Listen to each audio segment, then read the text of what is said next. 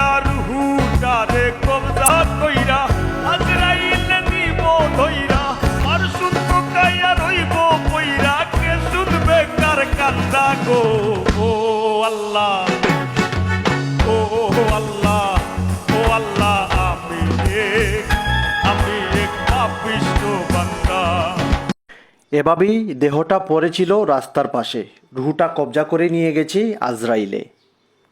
সড়ক দুর্ঘটনায় মারা গেলেন সুনামগঞ্জের জনপ্রিয় সঙ্গীতশিল্পী পাগল হাসান। বৃহস্পতিবার 18 এপ্রিল সকাল 7টায় ছাতক গোবিন্দগঞ্জ সড়কের সুরমা ব্রিজ এলাকায় মিনিবাস ও সিএনজি অটোরিকশার মুখোমুখি সংঘর্ষে এ দুর্ঘটনা ঘটে।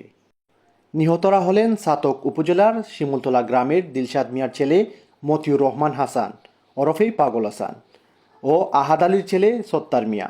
এ ঘটনার রুকন মিয়া, কয়েস মিয়া ও জাহাঙ্গীর আলম নামের 3 যাত্রী আহত হয়েছেন।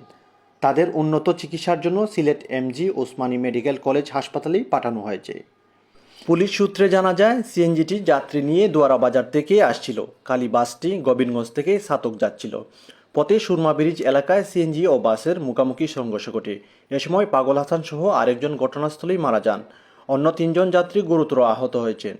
বিষয়টি নিশ্চিত করেছেন ছাতক থানার অফিসার ইনচার্জ শাহ আলম। এদিকে ফায়ার সার্ভিসের স্টেশন অফিসার জালাল আহমেদ বলেন, ঘটনাস্থলেই পাগল হাসান সহ আরেকজন মারা যান। বাকি 3 জনের মধ্যেই একজনের অবস্থা আশঙ্কাজনক। আমরা পুলিশের কাছে লাশ হস্তান্তর করেছি। আসমানে যাইও না রে বন্ধু, ধরতে পারবো না তোমায়। পাতালে যাইও না রে বন্ধু, ছুঁইতে পারবো না তোমায়। বুকের ভিতর রইও রে বন্ধু, বুকের ভিতর রইও। অন্তরে অন্তর মিশাইয়া পীড়িতের গান গাইও।